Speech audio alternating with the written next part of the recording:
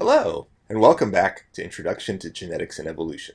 In the previous set of videos, we talked about testing for whether populations fit the assumptions of the Hardy-Weinberg equilibrium. At the very end of the last set of videos, we looked particularly at one deviation from the Hardy-Weinberg equilibrium, that of the Volland effect.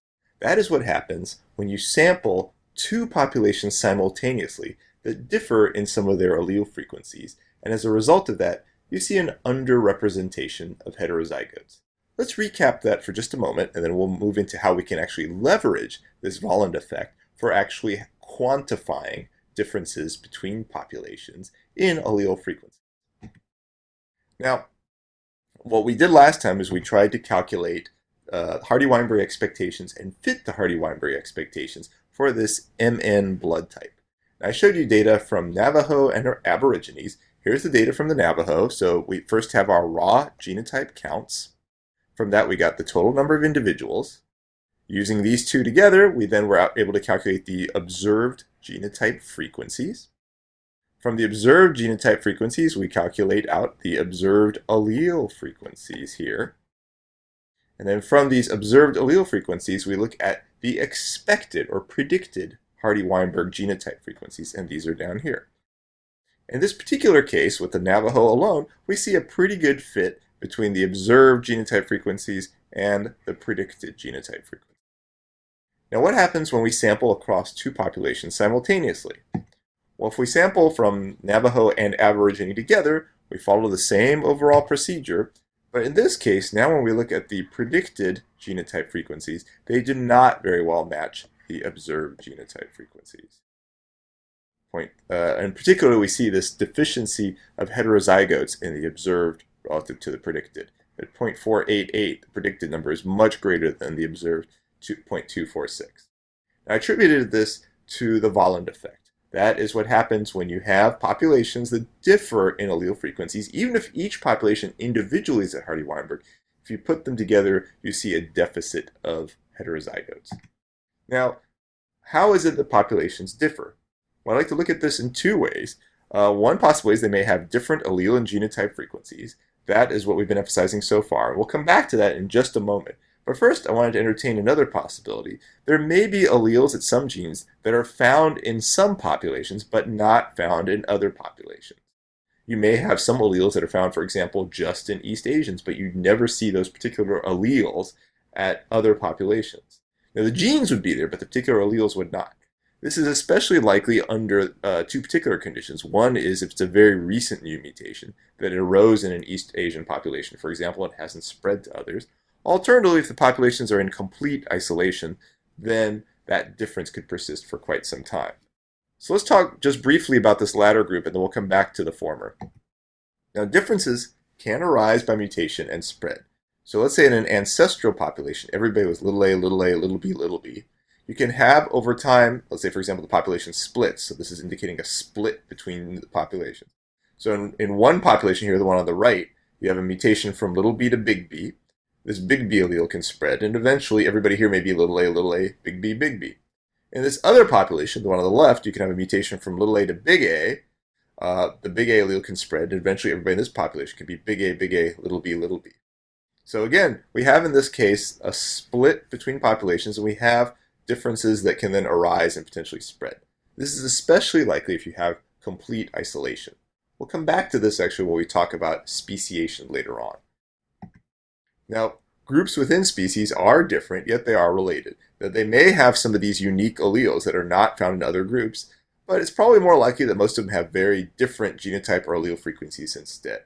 This shows approximate relationships from one calculation of various human ethnic groups. So, for example, Melanesian and Papuan are more closely related to each other than either is two populations from the Mediterranean or from Siberia, etc.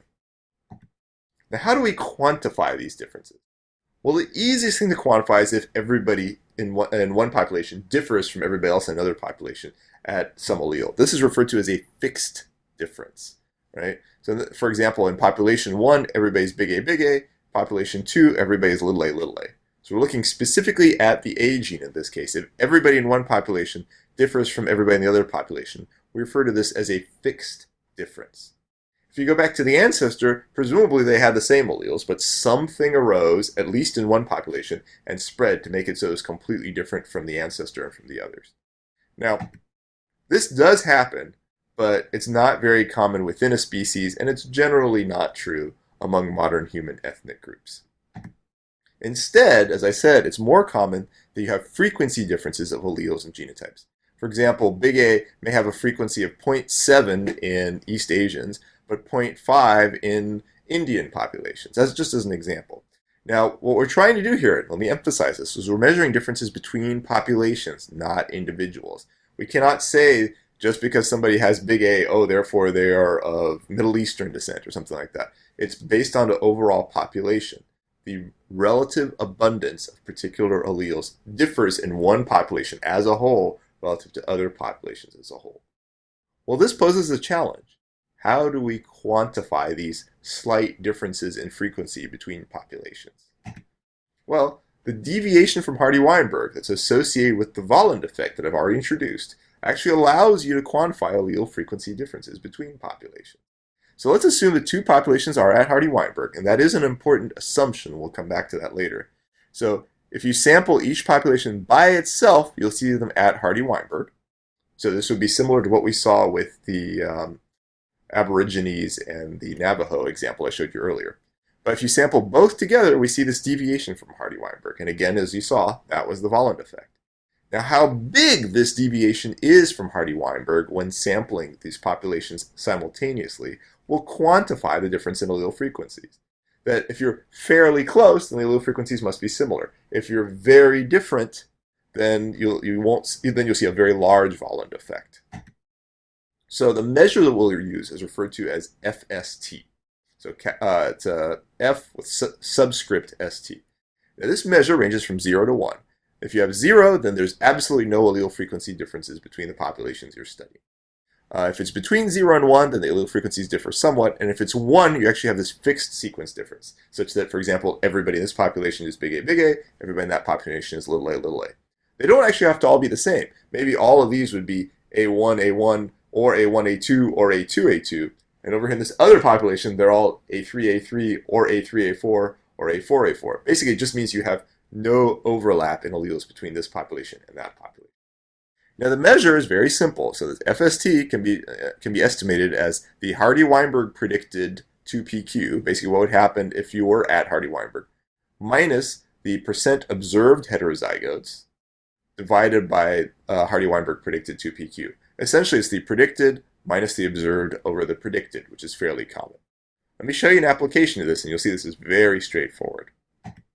So let's say that there's an example, as I mentioned to you, of fixed difference. Population 1, everybody's big A. Population 2, everybody's little a. So here's the totals. Now let's imagine we're sampling these two populations together, and we have to assume that we're sampling similar numbers here to calculate FST correctly. So here's our pooled population sample, 100, 0, 100. Well, if we calculate this out, the total genotype count is 200. When we look at the genotype frequencies, the observed would be 0.5, 0, and 0.5, right? Half the individuals we're sampling from this pooled population are big A, half from are little a, none of them are big A. Here are our allele frequencies, 0.5 and 0.5, right? All straightforward so far. Our Hardy-Weinberg predicted 2PQ should be 0.5. And what we see is this contrasts dramatically from our observed. So here's our Hardy-Weinberg predicted, here's our observed, and we see a striking contrast between these two. Now we apply that formula I just gave you. This is the Hardy-Weinberg predicted 0.5 minus the observed 0 divided by 0.5, and this gives you an FST of 1. As I mentioned, if you have an FST of 1, that indicates a fixed difference. Let's try one that's not quite so extreme. Here's a set of populations. Each population size here is 1,000, so we have our total population size is 2,000. This population is at Hardy-Weinberg. This population is also at Hardy-Weinberg, but they differ in allele frequencies. So here's our pooled population. I just summed these numbers together. 250 plus 90 is 340. 250 plus 490 is 740, etc. So again, what we do is we calculate the totals, get the genotype frequencies, get the allele frequencies. So here's our total, 2,000. Here's our genotype frequencies, which is each of those numbers divided by 2,000. Here's our allele frequencies. It actually comes out very nicely to 0.6 and 0.4. So what is our Hardy-Weinberg predicted 2PQ? Well, it'd be 2 times 0.6 times 0.4. So 0.6 times 4 is 0.24. So our predicted should be 0.48. My math in my head is correct. That is what we see. In contrast, the observed is 0.46. So again, we have a slight difference here. It's not a huge difference in this case, but it is noticeable nonetheless. Well, now we can calculate a much smaller FST than we did before. Here's our number. Here's our Hardy-Weinberg predicted, 0.48, minus 0.46, which is the observed, divided by 0.48. Again, it's always the predicted minus the observed over the predicted. In this case, our FST measure comes out to 0.042. And again, in this case, we have small differences in allele frequencies. In the previous example, we had a very large difference in allele frequencies. And you can see that FST ranges from 0 to 1, 0 being no difference, 1 being complete difference. Let me give you one to try. Here is the mixed data from the Aborigines and Navajo. The numbers here aren't perfect because the sample sizes weren't exactly right, but let's just pretend for a moment that they are. Go ahead and calculate what you would see as FST in this example for Aborigine to Navajo. Well, I hope that wasn't too difficult. Let's go ahead and run through them. Again, just to remind you what FST is. FST is the Hardy-Weinberg predicted minus the observed heterozygotes over the predicted.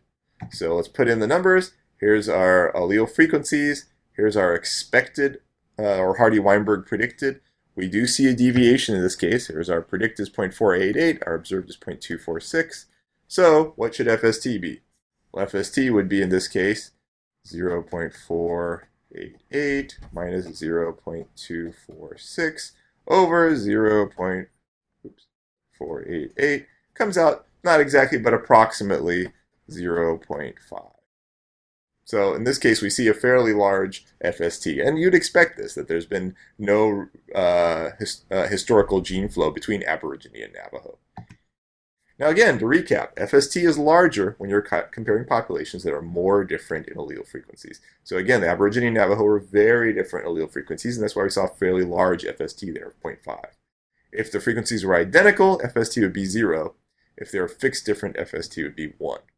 Now let me give you a couple of values so you get an idea of what we actually see in human populations. Obviously, Aborigine and Navajo is an extreme example. Among human populations, this is from a 2010 study that used a little bit over 1 million SNPs. If you look at African Americans relative to Europeans, FST was about 0.11, so that's noticeable but not tremendous. African Americans to Chinese, FST was 0.15. Europeans to Chinese, FST was about 0.11. And if you look among European populations, let's say, for example, you compare the Spanish to the Italians to the Germans, things like that, FST is typically, not always, but typically less than 0.01. It's very, very low as you look at that sort of scale. Let me show you a big table. There's a big table of FST measures. I'm not going to walk through all of these, but you can see that there are some cases which are fairly high.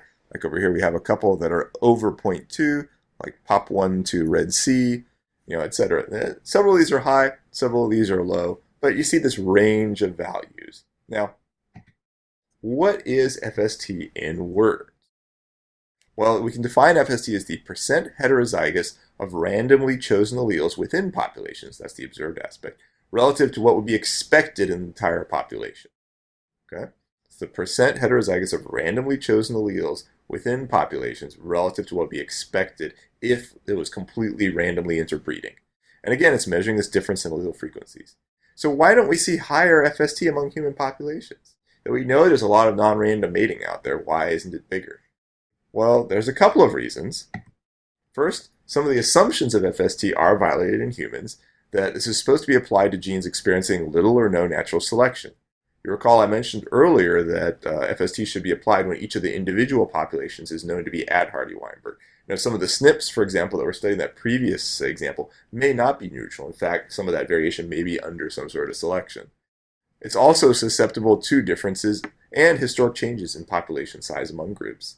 But probably the biggest reason we don't see higher FST values is because we actually do have a fair amount of gene flow or closer to random mating among population. That'll be the subject for the next video. Thank you.